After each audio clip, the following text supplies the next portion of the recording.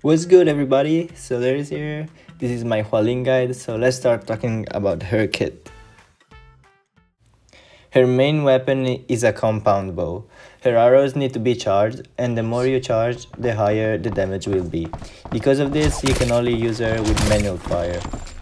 A fully charged headshot deals 7000 damage, and a fully charged body shot deals 3.5k damage. She's not hit scan, so you're gonna have to lead your shot towards where the enemies are moving instead of where the enemies are standing.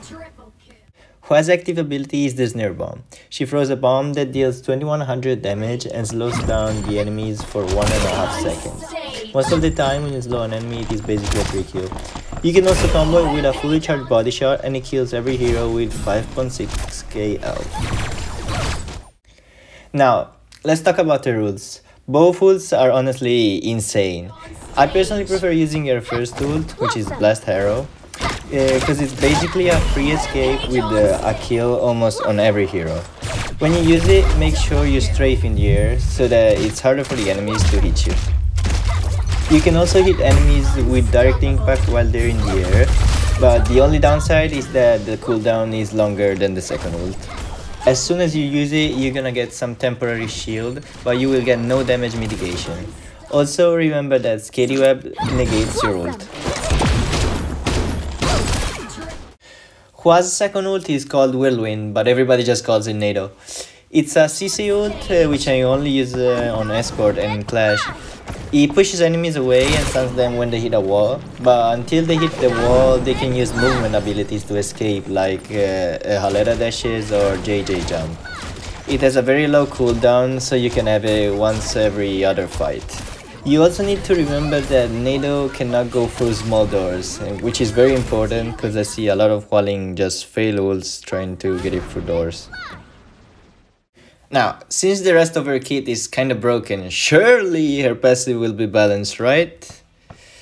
Well, nah. Hua's passive ability is basically wall hacks every 6 seconds. It shows enemies through walls, but you need to keep in mind that this type of scan is different from Hunter or Vincent scan, because you're the only one that can see the enemies through walls. Every time that the passive activates, you can see a type of wave on the ground which can disclose Hua's position. So when you're against her, try to use that at your advantage. Hua Ling doesn't really have any bad matchups. She can win against every hero if you hit your shots, but still there are some annoying heroes that can cause you problems. Those heroes usually have some type of movement mechanics, so let's start with Kazama. He's pretty hard to headshot in the air, so when he's flying, you should try to go for some body shots, and only go for headshot when he's on the ground. Remember that he has AoE damage, so stay away from doors and corners, cause he's gonna be able to hit you when you're picking. I like having first ult against Kazama, cause you can kill him in the air, and also dodge his first ult with it. The next hero is Ya. She is honestly not hard to deal with and she's much easier to headshot. The only thing you need to get used to is either pre-fire your abilities before she dashes or wait for the dash, turn around and then use those abilities. When she ults, she also gets some damage mitigation, so you won't be able to one-shot her, but a headshot grants your team a free kill almost every time. I'd say Alera is probably the second harder hero to kill with Hua Ling. A headshot is almost always an insta-kill, but remember that you can body shot and snare combo to kill her as well. You should keep count of how many dashes she uses and wait for her to hit the ground after a double jump to use your snare. If she uses second ult, you're gonna have to headshot her or hit 2 body shots because her healing is faster than the body shot snare combo. Instead, if she uses first ult, keep in mind your passive reveals her while invis and the same does the snare. When she goes invis, she also leaves some particles behind which you can use your advantage to understand her position and kill her. Last on the annoying matchup list is Xiao. To me, she feels much harder to kill than the other heroes, and that's because she has 6300 HP and heals when she deals damage to you. This means you cannot body shot snare combo her. Your options are either you one-shot headshot her or double body shot. You can still combo her down if you hit a low headshot that deals around 4500 damage. You should keep your snare and ult and use them as soon as she gets out of invisibility. Next, we got some skill-based matchups, also based on like range and positioning, against some heroes like Sindri, Hunter and Judex. If you hit your shots, you're gonna usually win those matchups, and also keep in mind you don't need to headshot them, you can also combo them down. Against Sindri, remember to destroy your turret to enable your team to move around freely. For Hunter, remember that if you're jiggle picking, he can use his ult to hit you behind the wall and displace you to kill you. Against Judex, honestly, just hit your shots, she's a free kill. Also, don't be scared to ult them if you need. Other skill-based matchups are against heroes with more than 6k HP like Skady, Hua Ling and Christina. Here also, who hits their shots will probably win the fight obviously. Remember, against Hua Ling, if you both have first ult, the Hua Ling that ults second is gonna get the kill. Against Christina, you can have some trouble because of the AoE damage, but that's honestly it. You can use your snare to destroy your second ult traps on the ground as well. Against KD, instead, you only have to watch out for her web, but even if she webs you, you can still kill her. Next up, we have some easy matchups against heroes like Ossus, Fade and Johnny Jet, which are very strong in the meta right now. She completely shuts down Ossus thanks to her having better movement, higher fire rate, she can pick shoot him, and even kill him through his smokes thanks to her passive.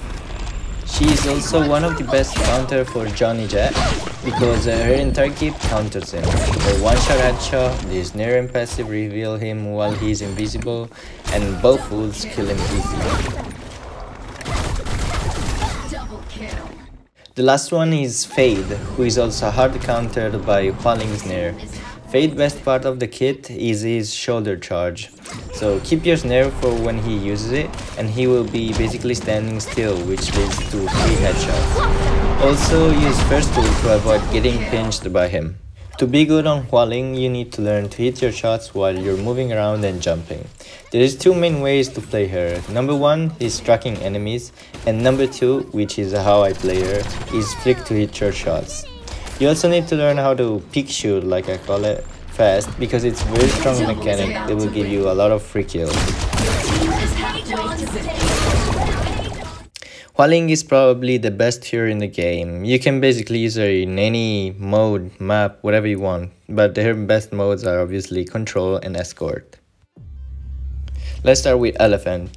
In this spawn, at the beginning of the match, you want to go straight to the right side to go directly into big room and keep control of it. It has so many good right side picks on point, and you can also hit enemies on high ground window.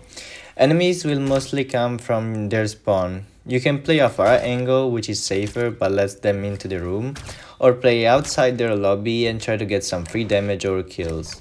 Don't overheat after you getting damage or a kill, but play safe and go back to your position inside the room. Also use your ult to keep control of the area.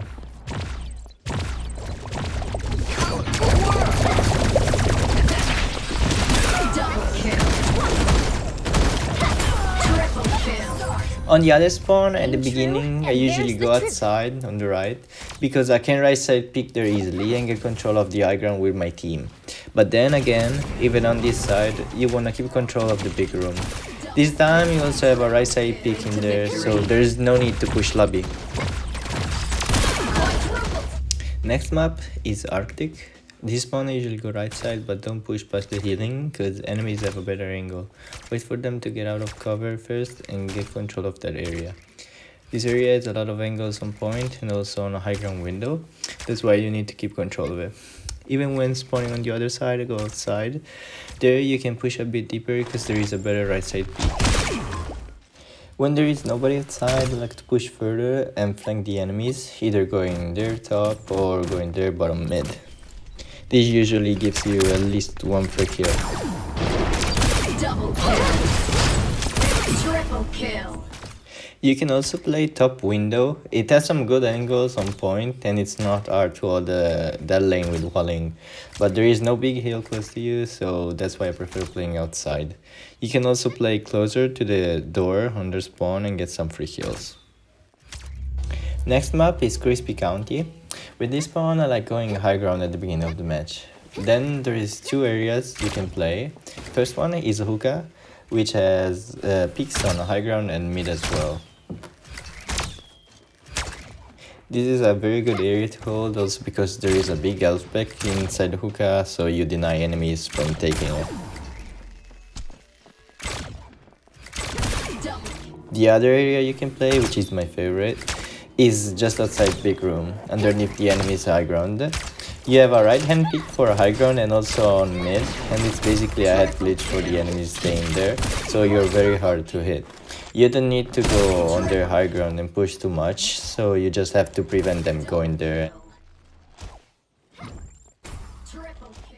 At the beginning of the match, when you spawn on the other side, I like going high ground, but you can also go through Hookah with the help of your team. You're gonna have to play outside Hookah most of the match because it is the best area for this spawn, since outside big room doesn't have good right hand peaks on the other side. From here, you can basically see the entire map and every lane the enemies go. You can help your team push in top, you can call out if the enemies are going mid or top, and you can also hold Hookah on your own. When the enemies are getting closer to Hookah, you should move to the closer wall. That's just because this way you can use your abilities more easily. Obviously, if the enemies are grouping up there, call out and get help from your team. Subtle.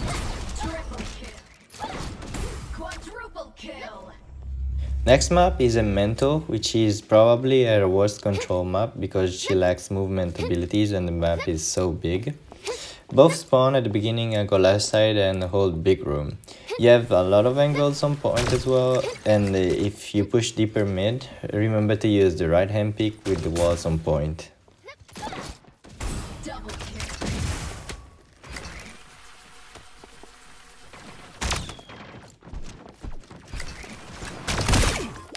A really strong hold point is also just outside big room where the big tree is. If you can hold there, you basically prevent enemies on going that entire lane, so don't be scared to even solo ult some enemies. Now let's talk about escort first map on attack. There is two approaches for the beginning. First one is you push left stairs, and the other one is you go balcony and look for a pick. As soon as you get the pick, your tank will drop on point and you can push on the right side. During the entire attack round, you want to be close to the cart so that you can heal slowly if you need, and you want to be close to your tank and abuse his shield protection as much as you can.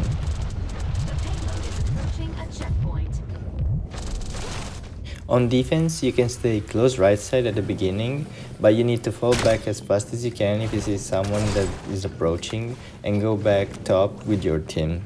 But I think the best area you can play is top left and bridge or closet, especially if you have a teammate staying close to you like Hunter or Ossus.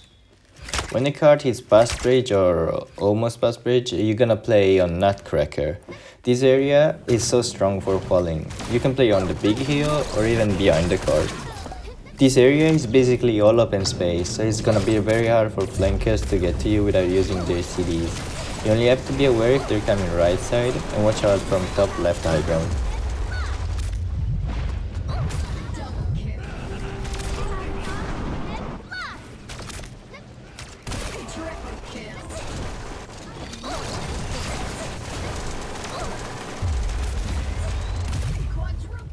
When the card gets to the second checkpoint, I like playing the Zelfback room on the right side. It has angles on every side of their spawn, and if they don't know you're there, you can get so many free kills.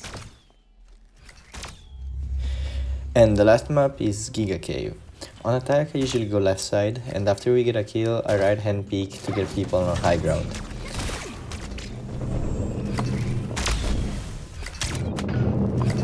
As I said, for the first map, you wanna play on cart with your tank, so that the payload moves faster.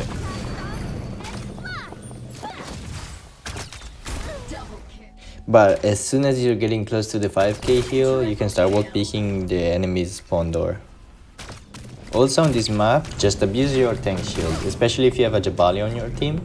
And also the card hitbox is much bigger than on first map, so that's a very good cover as well. On defense at the beginning, I usually play inside cave, but I will show you a better team setup at the end of the video.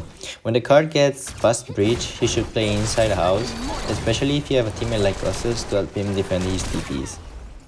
Remember, on defense, you should use your Nado ult, because almost every team runs a tank on attack, and Nado is basically a direct counter to it.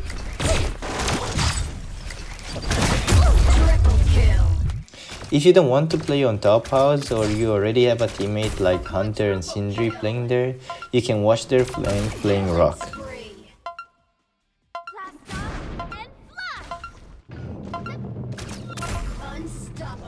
When the enemies get past first checkpoint, I usually play inside cave on this red box, because it makes it very easy to hit nados on card.